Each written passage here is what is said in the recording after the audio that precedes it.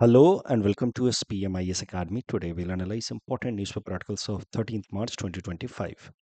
Please note you can download the PDF version of today's newspaper analysis by clicking the link given in the comment section. This is the list of the topics that we will be covering from today's newspaper. The first article is about Enhanced Strategic Partnership Agreement between India and Mauritius. This topic is important from our syllabus GS Paper 2 International Relations point of view. देखिए, आपको पता है कि हमारे प्रधानमंत्री नरेंद्र मोदी जी ने हाल फिलहाल में 2 दिन का विजिट किया है टू मॉरिशस और ये विजिट उन्होंने किया है on the occasion of national day celebration of Mauritius. तो ये हिस्ट्री तो हम लोग ऑलरेडी देख चुके हैं। अब अपने विजिट का दौरान हमारे प्रधानमंत्री जी ने मॉरिशस के president as well as prime minister से मुलाकात की और अब दोनों देशों ने मिल करके आपस में जो बायलैटरल रिलेशंस हैं उसको एलिवेट करके इनहैंस्ड स्ट्रैटेजिक पार्टनरशिप लेवल तक ले जाने का फैसला किया है। देखिए, स्ट्रैटेजिक पार्टनरशिप का अपने आप में मतलब होता है कि now two countries will try to create a stronger bond with each other, coordinate in stronger manner with each other. अब जब उस स्ट्रैटेजिक पार्टनरशिप को भी फर्दर एलिवेट किया जाए to the level of enhanced strategic partnership, that means the two countries are going to give very special treatment to each other, may it be economic, strategic, cultural coordination। हर एक segment में अब दोनों देश एक दूसरे को काफ़ी ज़्यादा सहयोग देंगे। That is the meaning of signing enhanced strategic partnership agreement. तो भारत और मॉरिशस ने आपस में अब enhanced strategic partnership agreement sign कर लिया है। ये सिंबोलिज्म भी होता है। अब देखिए, सिर्फ इनहैंस्ड पार्टनरशिप एग्रीमेंट के लिए अग्री कर जाना अपने आप में कुछ खास बात नहीं है, apart from having a symbolic gesture कि now we are looking forward to build stronger ties with each other. किन किन एरियाज में स्ट्रॉन्गर टाइज बिल्ड करना, उसके लिए अलग से एग्रीमेंट साइन करना ही होगा, MOU साइन करना ही होगा। बट दो देशों ने अगर ऊपर ऊपर से अग्री कर लिया इन प्रिंसिपल कि now we are looking forward to go for enhanced strategic partnership, that means now there will be stronger cooperation in different areas. प्रधानमंत्री नरेंद्र मोदी जी को मॉरिशस ने हाईएस्ट ऑनर भी कन्फर किया है, which is grand commander of the order of the star and की of Indian Ocean. तो हो सकता है प्रीलिम्स में आपसे पूछ ले कि किस देश ने हाल फिलहाल में प्रधानमंत्री नरेंद्र मोदी जी को इस अवार्ड से ऑनर किया है। Answer would be Mauritius. अब देख सकते हैं हमारे प्रधानमंत्री जी मॉरिशस के प्रेसिडेंट और प्रधानमंत्री के साथ बातचीत करते हुए। तो जैसा कि मैंने आपको पहले ही बताया, इन्हांस्ड पार्टनरशिप एग्रीमेंट के लिए या इन्हांस्ड स्ट्रैटेजिक पार्टनरशिप एग्रीमेंट के लिए फाइन मान जाना ये अपने आप में सिंबॉलिक जेस्चर है। बट किन किन एरियाज में कोऑपरेशन हमें बिल्ड करना है उसके लिए अलग से एग्रीमेंट साइन करने होते हैं।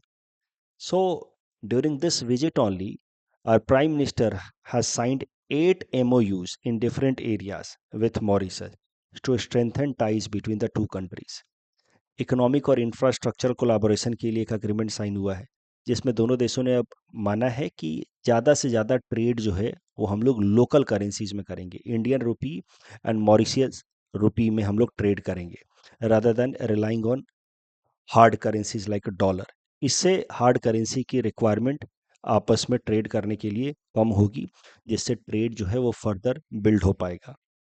क्योंकि किसी भी देश के पास, खासकर मॉरिशस के पास या भारत के पास, अगर फॉरेक्स रिजर्व थोड़ा सा लिमिटेड हुआ, उसका स्ट्रेस हुआ, तो उस केस में ट्रेड जो है वो रिस्ट्रिक्टेड हो जाता है। But when two countries agree to settle trade in local currencies, तो उससे फिर दोनों देशों की आपस में जो ट्रेड है वो इन्हांस हो जाती है।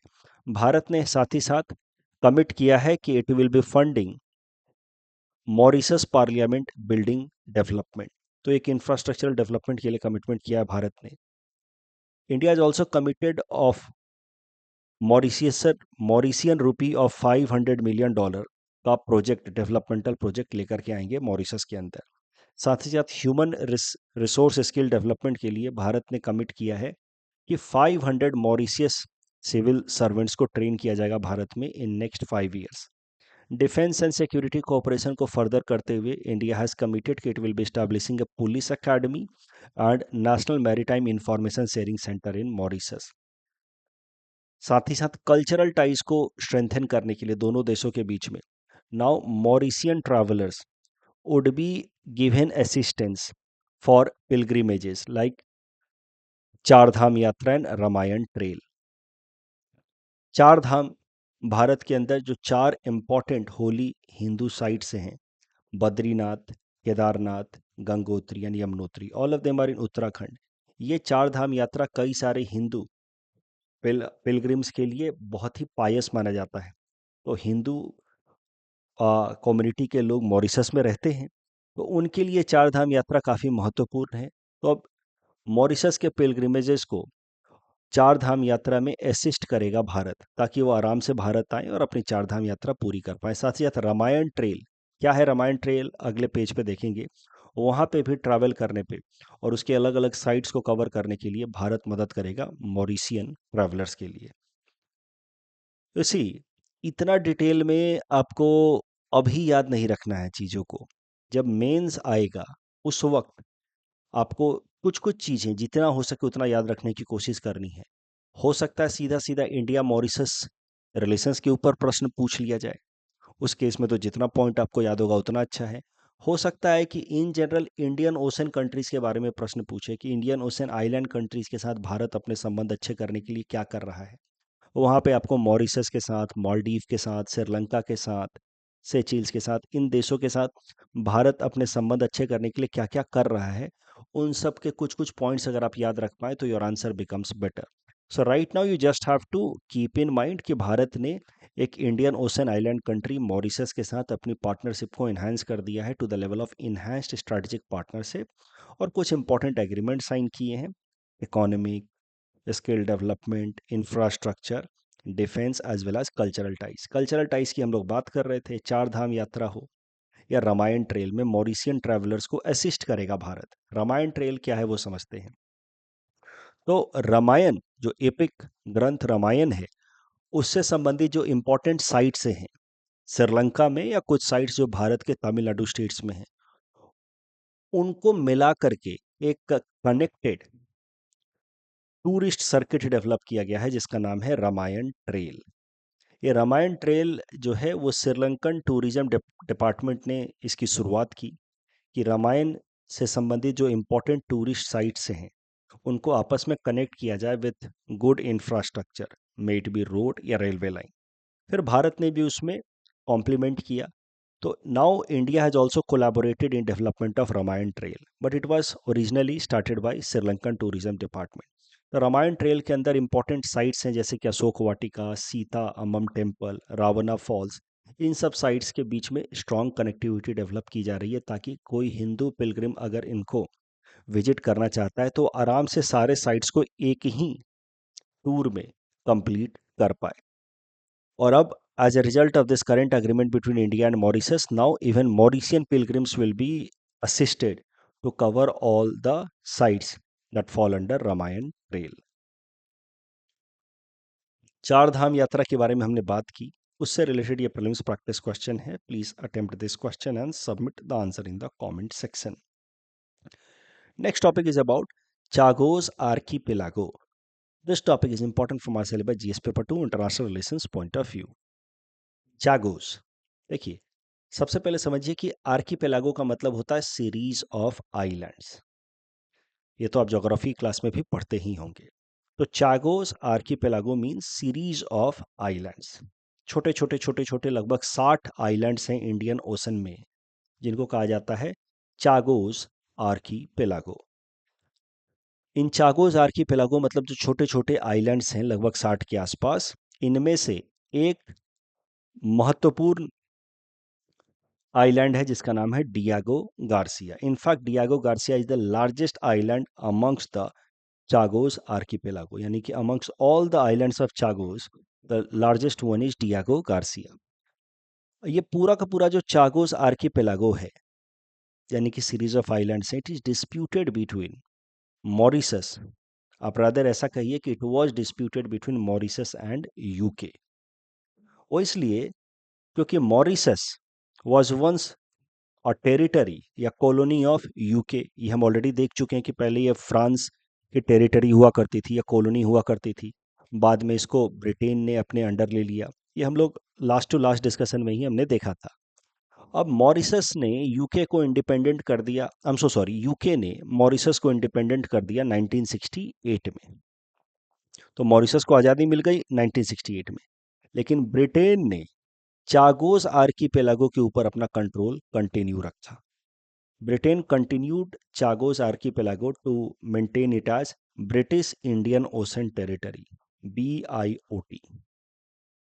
इनफैक्ट चागोस आर्कीपेलागो के अंदर जो सबसे बड़ा आइलैंड है डियागो गार्सिया आइलैंड, उसको तो यूके ने अमेरिका को लीज पे भी दे दिया फॉर 99 ईयर्स इन 1966। और वहाँ पे अमेरिका ने डियागो गार्सिया में अपना एक मिलिट्री बेस भी बना लिया।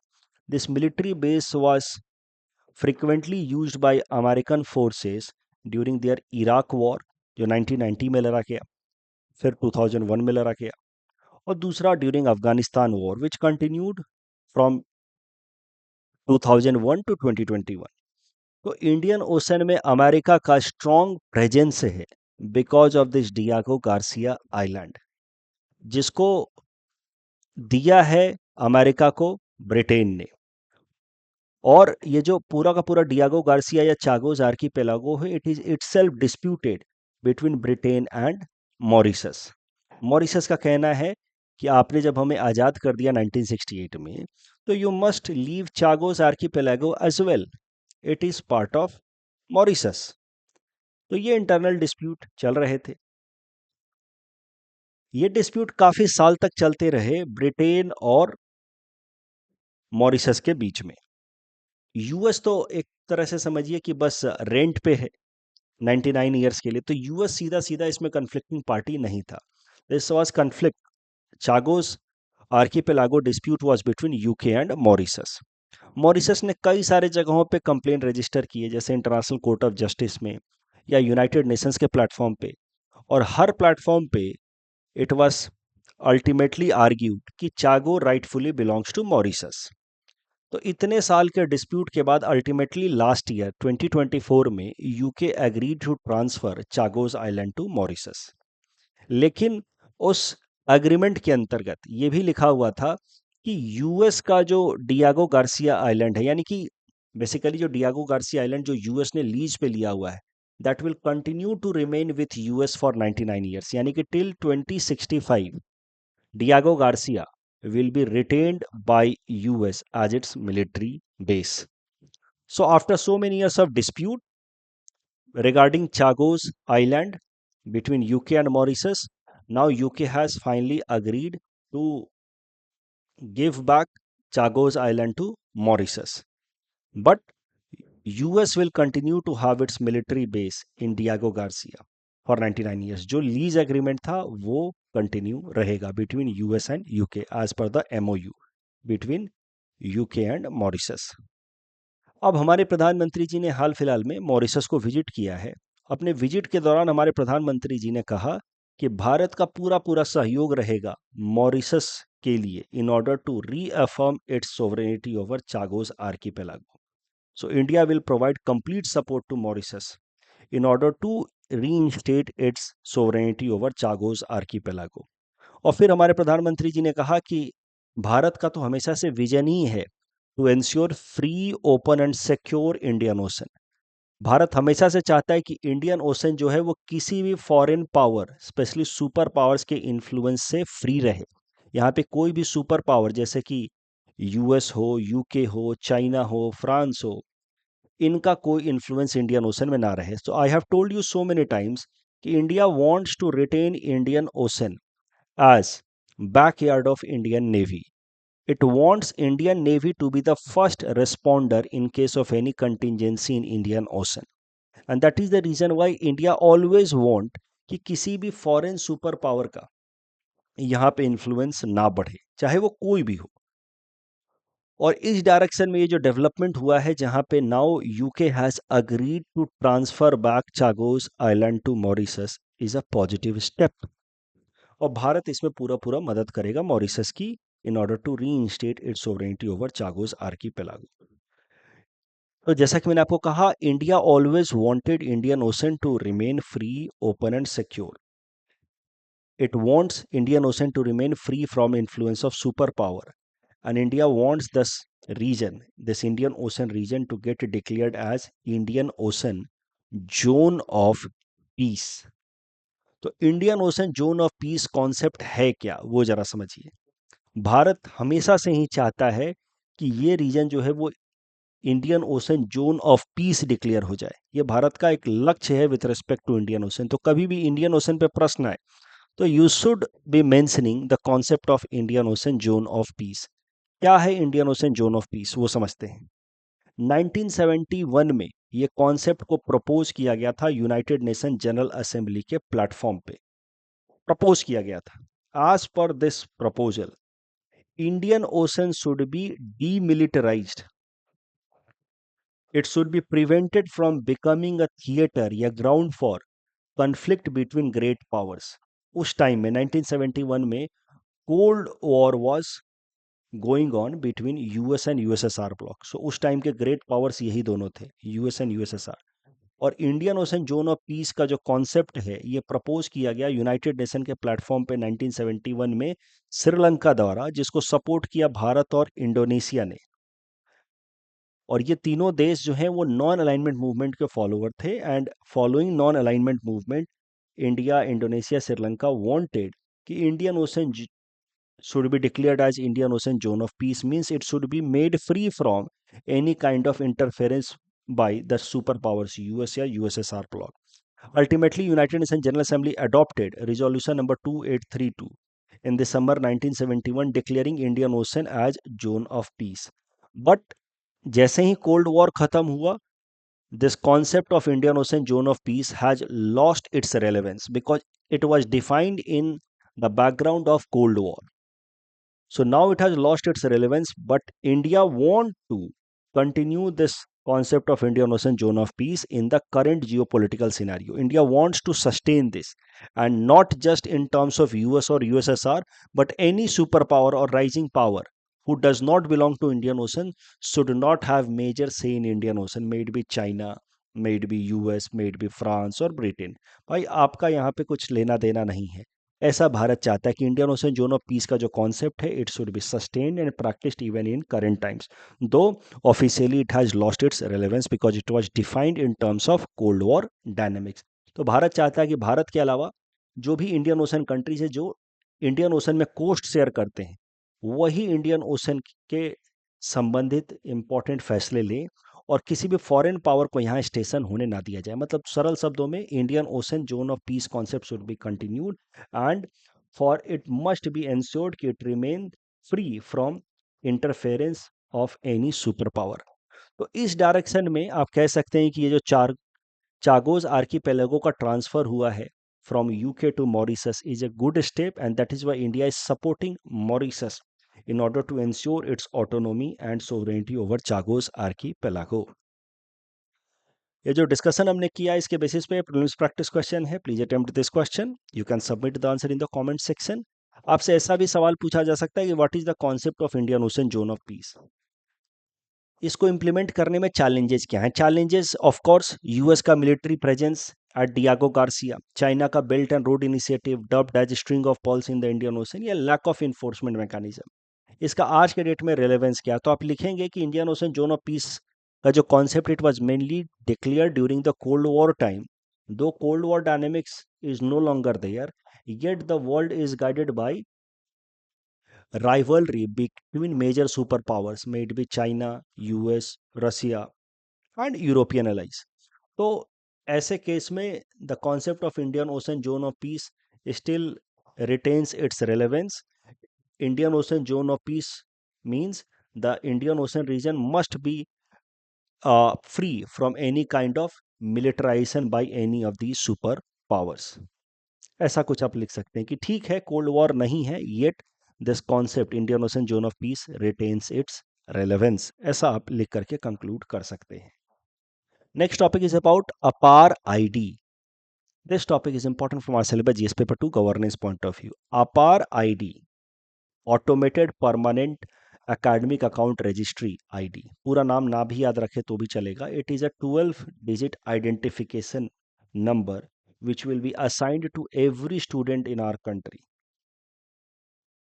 under the concept one nation one student ID initiative. ये जो अपार आईडी का आइडिया है that was given by national education policy 2020। तो स्कूल लेवल से लेकर के हायर एजुकेशन तक में जो भी स्टूडेंट्स हैं उनका एक अपना अपार आईडी बनना चाहिए, और उस अपार आईडी से लिंक करके उनके जितने भी एजुकेशनल रिकॉर्ड्स हैं वो सब कुछ मेंटेन किया जाना चाहिए इन डिजिटलाइज्ड फॉर्मेट, जिसको स्टोर करके रखा जाना चाहिए इन सेंट्रल डिजिटल प्लेटफॉर्म, जहाँ पे फिर हम लॉगिन करके उनके स्टूडेंट आईडी को डाल करके उनके तमाम जो भी एजुकेशन रिलेटेड रिकॉर्ड्स हैं उसको एक्सेस कर पाए। सो that is the concept of APAAR ID. So it will be a lifelong academic identity given to all the students. There will be a centralized record management system जो सिर्फ ID से login करके open हो जाएगा, और students के तमाम diploma certificate extra curricular को करिकुलर अकॉम्प्लिशमेंट सारे डिग्रीज जो है वहाँ पे डिजिटल फॉर्मेट में स्टोर्ड रहेंगे। और अपार आईडी की मदद से स्टूडेंट्स जो हैं वो अपने क्रेडिट सिस्टम को भी स्टोर कर पाएंगे।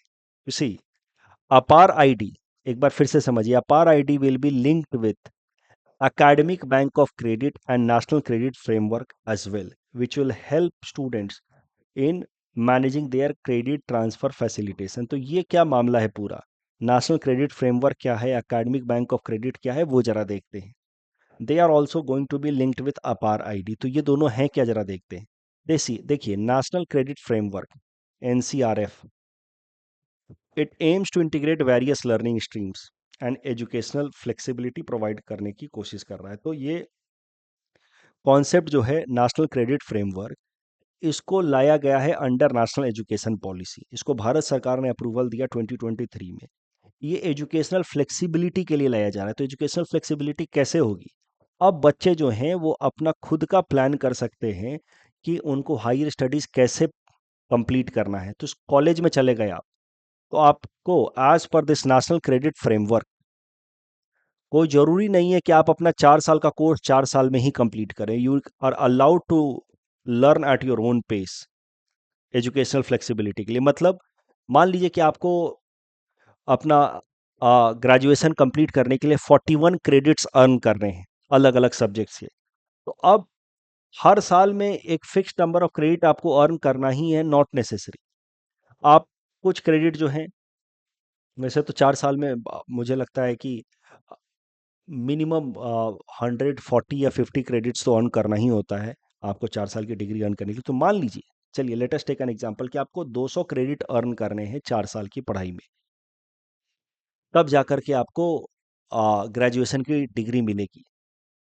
तो अब 200 क्रेडिट आप 4 साल में कंप्लीट करें कोई जरूरी नहीं है। क्रेडिट कब मिलता है, जब आप एक सब्जेक्ट की पढ़ाई करते हैं और उसका एग्जाम लिखते हैं और उसको पास करते हैं, तब आपको क्रेडिट अर्न होता है। अलग अलग सब्जेक्ट्स के लिए अलग अलग क्रेडिट होता है, किसी सब्जेक्ट में 3 क्रेडिट होता है, किसी में 4 होता है।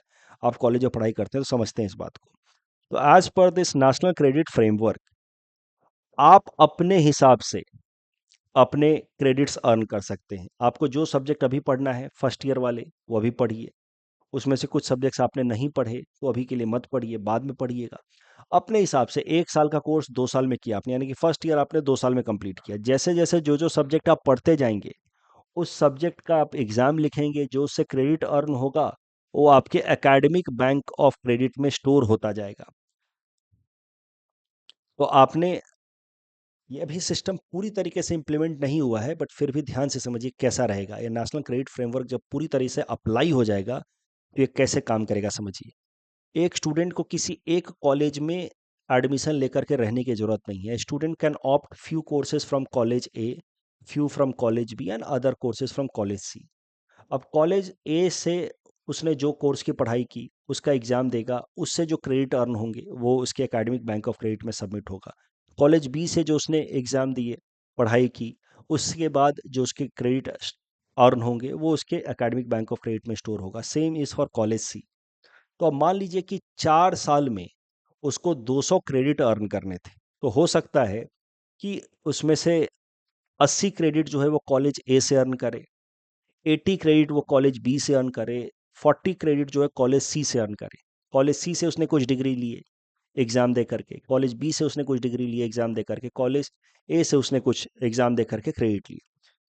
तो he will appear in the exam, earn credit, appear in the exam, earn credit, appear in the exam, earn credit. All the credit will be stored in academic bank. और जब एक प्रॉपर डिग्री के लिए, जैसे graduation की degree के लिए या पोस्ट ग्रेजुएशन की डिग्री के लिए सारे क्रेडिट्स पूरे हो जाएंगे, तो फिर इस स्टूडेंट को वो डिग्री मिल जाएगी। सो एक बार के लिए अपार क्रेडिट सिस्टम को या अपार आईडी सिस्टम को छोड़िए, एक बार बस आप नेशनल क्रेडिट फ्रेमवर्क को समझिए कि how it is going to work, though it has not been enrolled completely. इसको नेशनल एजुकेशन पॉलिसी के अंतर्गत लाया गया है, जो एजुकेशनल फ्लेक्सिबिलिटी प्रोवाइड करेगा। एजुकेशनल फ्लेक्सिबिलिटी किस तरीके से? You can learn at your own pace, you can select different courses from different institutions and you can modify also, you can go for different specialisation also. अपने हिसाब से आप subject चुन सकते हैं। तो कॉलेज ए से कुछ सब्जेक्ट्स आपने पढ़ाई की, बी से कुछ पढ़ाई की, सी से कुछ पढ़ाई की। पढ़ाई करने के बाद जब एग्जाम दिया, एग्जाम देने के बाद जो क्रेडिट अर्न हुए, all such credits will be stored in the academic bank, and when all necessary credit for a particular degree is stored there, then you will get a degree.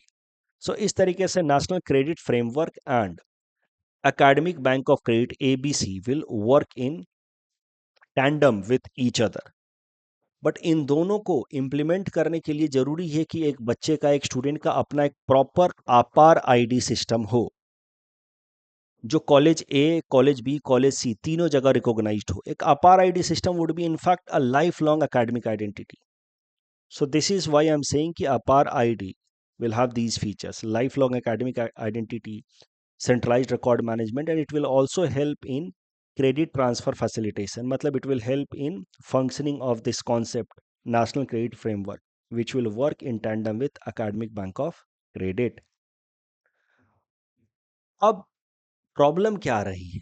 देखिए, भारत सरकार ने अपार ID system के लिए officially announce करके कहा है कि दिस इज वॉलेंटरी इनिशिएटिव, मतलब no student would be forced to have APAAR ID in mandatory fashion, it is a voluntary provision. But हाल फिलहाल में जिस तरीके से अपार आईडी को इनरोल कराने की कोशिश की जा रही है, इन्फोर्स कराने की कोशिश की जा रही है, it appears that government wants it to be there for students in mandatory fashion. For example CBSE ने हाल फिलहाल में सर्कुलर रिलीज किया, जहां पे उसने कहा कि हर स्कूल को इंश्योर करना है कि 100% अपार आईडी कवरेज हो ही हो।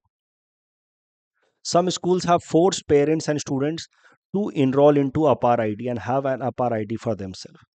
अब प्रॉब्लम क्या है कि अपार आईडी, अब समस्या ये आ रही है बच्चों के लिए कि APAAR ID is getting linked with Aadhaar, और कई सारे बच्चों का क्या है कि आधार पे नाम कुछ और है, एकेडमिक पर्पसेस से उनका नाम कुछ और है। अब वो जो मिसमैच हो रहा है अपार आईडी और आधार के बीच में, that is leading to a lot of confusion, क्योंकि आधार से अपार को लिंक कर दिया आपने, अब जो आधार पे नाम है वही अपार पे नाम जा रहा है, और स्कूल में नाम या कॉलेज में नाम आपका अलग है, वहाँ पे कुछ डेटा आपसे संबंधित बायोमेट्रिक इंफॉर्मेशन अलग है। So that is creating a lot of inconsistency and discrepancy, lot of mismatches, which is making a problem in enrolment of APAAR ID system. एक तो पेरेंट्स को ये भी लग रहा है कि जब आपने वॉलेंटरी कहा था तो मैंडेटरी तरीके से क्यों इन्फोर्स कर रहे हैं, और जब कर ही रहे हैं तो उसको आधार से क्यों लिंक कर रहे हैं, क्योंकि आधार से लिंक करने के बाद बहुत सारी इनकंसिस्टेंसी सामने आ रही हैं। इस टॉपिक डिस्कशन के बेसिस पे प्रीलिम्स प्रैक्टिस क्वेश्चन है, please attempt this question and submit the answer in the comment section. The next article is about index of industrial production. This topic is important from our syllabus GS paper 3 Indian economy point of view. पहले एक basic बात समझ लेते हैं कि Indian economy के अंदर तो वैसे कई सारे सेक्टर्स हैं। सेक्टर्स मतलब जहाँ पे अलग अलग गुड्स या सर्विसेज प्रोड्यूस हो सकते हैं, बट उसमें से 8 सेक्टर्स को कहा जाता है कोर सेक्टर्स। कोर सेक्टर्स मतलब very very important sectors to sustain Indian economy. वो 8 सेक्टर्स हैं: refinery, natural gas, crude oil, coal, steel, cement, fertiliser, electricity. इसमें भी सबसे ज़्यादा वेटेज जो है वो रिफाइनरी का है। तो amongst the core sector also you can say कि refinery is the most important one, followed by electricity. Core sector में जो लीस्ट इंपॉर्टेंट है, दो कोर है बट 8 में जो लीस्ट इंपॉर्टेंट है वो है फर्टिलाइजर।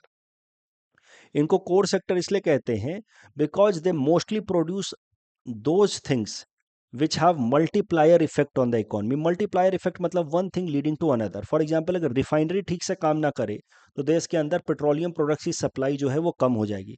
पेट्रोलियम प्रोडक्ट्स की सप्लाई कम हो गई तो फिर ट्रांसपोर्टेशन ठप पड़ जाएगा, और ट्रांसपोर्टेशन नीचे चला गया तो फिर चाहे वो पैसेंजर मूवमेंट हो या कार्गो मूवमेंट हो, सब कुछ नीचे गिर जाएगा। फूड रिलेटेड इन्फ्लेशन या अदर आइटम रिलेटेड इन्फ्लेशन काफ़ी बढ़ जाएगा। So that can be seen the importance of, that way we can see importance of refinery, multiplier effect. वैसे ही इलेक्ट्रिसिटी का सप्लाई अगर कम हो जाए तो फिर प्रोडक्शन अलग अलग सेक्टर में डिक्लाइन हो जाएगा। तो कोर सेक्टर्स वही हैं जिनका इकोनॉमी के ऊपर मल्टीप्लायर इफेक्ट है। मल्टीप्लायर इफेक्ट मतलब डिफरेंट लेवल बाय लेवल उनका इफेक्ट बढ़ता जाता है। अगर उनकी सप्लाई कम हुई तो अलग अलग एरियाज में उसका इम्पैक्ट देखने को मिल सकता है। अब ये तो हो गए 8 सेक्टर जिनको कहा जाता है कोर सेक्टर्स। बट ओवरऑल हमारे देश के अंदर टोटल 407 सेक्टर्स आइडेंटिफाई किए गए हैं जिनको कलेक्टिवली कंसिडर करके माना जाता है कि इंडस्ट्रियल प्रोडक्शन हो रहा है। तो टोटल इंडस्ट्रीज आप मान सकते हैं 407, उसमें से 8 को टैग दिया गया है कोर सेक्टर का। अब कोर सेक्टर में कितना प्रोडक्शन हो रहा है, वो प्रोडक्शन बढ़ रहा है घट रहा है, उसके लिए एक इंडेक्स है जिसका नाम है index of core industries, ICI.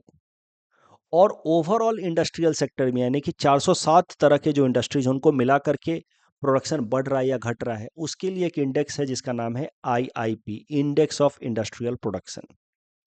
Index of industrial production में टोटल 407 तरह की इंडस्ट्रीज में कितना प्रोडक्शन हो रहा है और वो प्रोडक्शन बढ़ रहा है कि घट रहा है, वो ट्रैक किया जाता है। इंडेक्स ऑफ इंडस्ट्रियल प्रोडक्शन में कोर सेक्टर्स भी हैं जो 8 हैं, नॉन कोर भी हैं जो रिमेनिंग होंगे यानी कि 399 होंगे। इंडेक्स ऑफ इंडस्ट्रियल सेक्टर में कोर सेक्टर हैं तो नंबर्स में सिर्फ 8, लेकिन उनका वेटेज है 40.27%। नॉन कोर सेक्टर हैं तो नंबर में 399, बट उनका कलेक्टिव वेटेज होगा 59.63%. So that is the reason why they are non-core. Despite being huge in number 399, their weightage is hardly 60% के आसपास। कोर संख्या सिर्फ 8 है लेकिन वेटेज 40% है। तो पॉइंट इज कि we have seen core sectors are those who are having multiplier effect on the economy. अब उसके अलावा जो और भी सेक्टर्स हैं कलेक्टिवली उनको मिलाकर कहा जाता है भारत की इंडस्ट्रियल सेक्टर। और इंडस्ट्रियल सेक्टर का ओवरऑल प्रोडक्शन बढ़ रहा है या घट रहा है उसके लिए एक इंडेक्स डेवलप किया गया है जिसका नाम है index of industrial production. Index of industrial production में 407 इंडस्ट्रीज हैं, उसमें से कोर हैं 8, वेटेज है 40.27, नॉन कोर है 399। अगर टोटल 407 इंडस्ट्रीज को देखा जाए तो उसमें से 405 तो हैं वो मैन्युफैक्चरिंग से बिलोंग करते हैं, एक माइनिंग है और दूसरा इलेक्ट्रिसिटी है। सबसे ज़्यादा वेटेज जो है वो मैन्युफैक्चरिंग का है 78% के आसपास, फिर माइनिंग का है और तीसरे नंबर पे है इलेक्ट्रिसिटी का। अब जैसा कि मैंने आपको बताया कि IIP, index of industrial production, जो एनएसओ, भारत की हमारी एजेंसी, भारत सरकार की एजेंसी एनएसओ जो जीडीपी एंड ग्रोथ भी मेजर करती है, वही एजेंसी एनएसओ, उसी को काम दिया गया है आईआईपी मेजर करने का।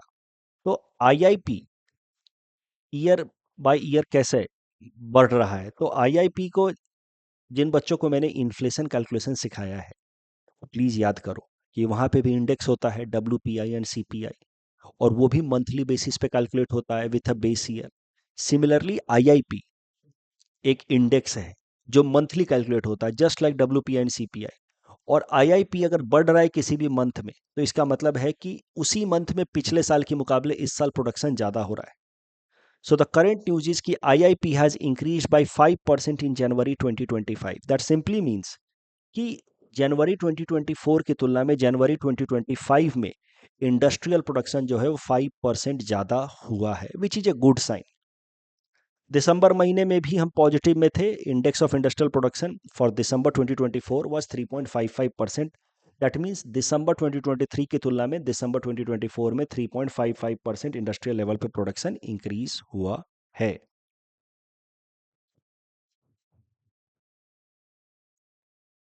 तो ये तो बात हो गई आईआईपी की। I covered this topic not because of the current affairs news. I covered it simply because I wanted to help you to revise the concept of core industries, जो आई होप क्लियर है। ये 8 industries हैं। Index of industrial production 407 industries हैं, उनमें से किनका weightage कितना है, और आईआईपी अगर बढ़ रहा है तो उसका क्या मतलब है, आईआईपी अगर घट रहा है तो उसका क्या मतलब है। किसी महीने में अगर आईआईपी बढ़ रहा है, अगर 5.5 है तो इसका मतलब दिसंबर 2025, दिसंबर आई एम सो सॉरी, जनवरी 2025 में अगर आईआईपी 5.5 है, मतलब we are comparing it with respect to January 2024। Normally IIP जो है वो पॉजिटिव में ही रहता है, बट कभी कभार वो निगेटिव में भी जा सकता है। And here it will not be 3.55, it will be 3.8%। तो in December it was 3.8%। I will rectify it in the final PDF. अब इस टॉपिक के डिस्कशन के बेसिस पे प्रीलिम्स प्रैक्टिस क्वेश्चन है। Please attempt this question and submit the answer in the comment section. कल जो हमने आपको प्रैक्टिस क्वेश्चन दिया था, पार्टिकुलेट मैटर 2.5 का कंसंट्रेशन क्या परमिसिबल है as per WHO, it is 5 microgram per metre cube. Heavy water helps in slow down of the speed of neutrons, that helps in slowing down the overall nuclear fission reaction। ChaSTE से related जो प्रश्न था वो सब कुछ ठीक ही था, but यहाँ जाकर के पहला स्टेटमेंट गलत हो जाता, because ChaSTE is part of lander Vikram not rover Pragyan. दूसरा स्टेटमेंट करेक्ट है। टेक्निकल रिसेशन से रिलेटेड पहला स्टेटमेंट सही है, बट दूसरा गलत है। Not necessarily that a technical recession will lead to और इंडिकेट प्रोलॉन्ग्ड इकोनॉमिक डाउनटर्न। कभी कभार जैसे लॉकडाउन वगैरह के कारण एकाएक से टेक्निकल रिसेशन आता है, और जैसे ही लॉकडाउन हटता है रिसेशन खत्म भी हो जाता है। ठीक है। सो नॉट नेसेसरीली कि प्रोलॉन्ग्ड इकोनॉमिक डाउनटर्न होगा ही। तो first statement is correct, second is wrong. That's all from our side for today. Thanks for watching.